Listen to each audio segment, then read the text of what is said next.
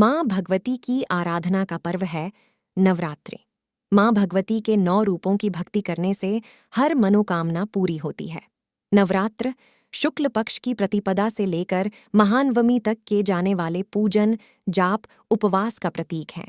9 शक्तियों से मिलन को नवरात्र कहते हैं।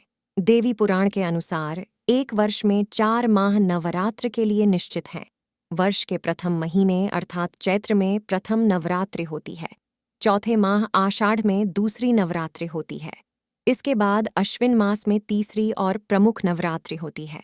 इसी प्रकार वर्ष के 11वें महीने अर्थात माघ में चौथी नवरात्रि का महोत्सव मनाने का उल्लेख एवं विधान देवी, भागवत तथा अन्य धार्मिक ग्रंथों में मिलता है। आज से 9 दिनों तक 9 अलग-अलग देवियों की पूजा की जाएगी। शास्त्रों के अनुसार नवरात्रि के पहले दिन माँ शैलपुत्री की पूजा की जाती है। शैलपुत्री माता को उमा, सती और हेमवती आदि नामों से भी जाना जाता है। माँ शैलपुत्री का वाहन वृषभ है। माता के माथे पर चंद्रमा सुशोभित है और उन्हें सफेद रंग प्रिय है। इसलिए माँ शैलपुत्री की पूजा में उन्हें सफेद रंग के ही वस्त्र, पुष्प, गाय का घी और मिठाई अर्पित करें। मान्यता है कि विधिवत माँ शैलपुत्री की पूजा से जीवन में शांति और सुख समृद्धि का वास होता है। वहीं माँ शैलपुत्री के पूजन के पश्चात मंत्र जाप, आरती और कथा पढ़ना भी जरूरी माना गया है। तो आइए जानते हैं माँ शैलपुत्री की कथा। पौराणिक कथा के अनुसार एक बार प्रजापति दक्ष ने अपने घर पर यज्ञ का आयोजन करने का सोचा तो उन्होंने सभी देवी देवताओं को अपने यहाँ आने का निमंत्रण भेज दिया। लेकिन राजा दक्ष ने भगवान शिव को नहीं बुलाया। देवी सती को लगा था कि उन्हें भी बुलावा भेजा जाएगा, परंतु उनके यहाँ यज्ञ में आने का निमंत्रण नहीं आया। फिर भी देवी सती को उस यज्ञ में जाने का मन हुआ, लेकिन शिवजी ने उन्हें मना कर दिया। शिवजी ने सती को बोला कि अभी उनके पास यज्ञ में जाने के लिए कोई निमंत्रण नहीं आया है, इसलिए वहां जाना ठीक नहीं होगा। फिर भी देवी सती ने उनकी बात नहीं मानी।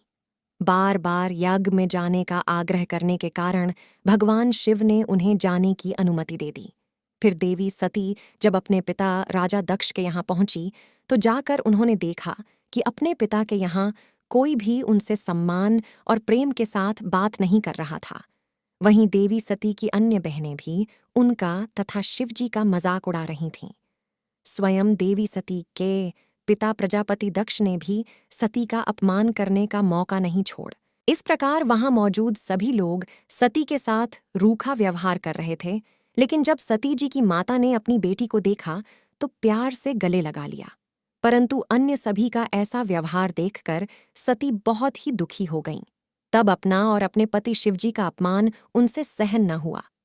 इसके बाद इस अपमान से अत्यंत दुखी होकर सती ने उसी समय वहां यज्ञ की अग्नि में कूदकर स्वयं के प्राण त्याग दिए। जैसे ही भगवान भोलेनाथ को इस बात की जानकारी हुई तो वे भी बहुत दुखी हो गए। इसके बाद दुखी भगवान शिव क्रोध से आग बबूला होते हुए राजा दक्ष के यहाँ गए और तुरंत यज्ञ को ध्वस्त कर दिया। मान्यता है कि इसी सती ने फिर हिमालय की पुत्री शैलपुत्री के रूप में जन्म लिया। पार्वती और हेमवती भी इसी देवी के अन्य नाम हैं। शैलपुत्री का विवाह भी भगवान शंकर से हुआ। शैलपुत्री शिवजी की अर्धांगिनी बनी। इनका महत्व और शक्ति अनंत है। शैलपुत्री का नाम पार्वती भी है। माँ शैलपुत्री का वास काशी नगरी वाराणसी में माना जाता है।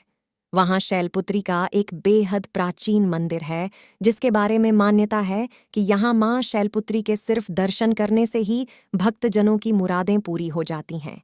कहा तो यह भी जाता है कि नवरात्र के पहले दिन यानी प्रतिपदा को जो भी भक्त माँ शैलपुत्री के दर्शन करता है, उसके सारे वैवाहिक जीवन के कष्ट दूर हो जाते हैं। चूंकि माँ शैलपुत्री का वाहन वृषभ है, इसलिए इन्हें वृषारूढ़ा भी कहा जाता है।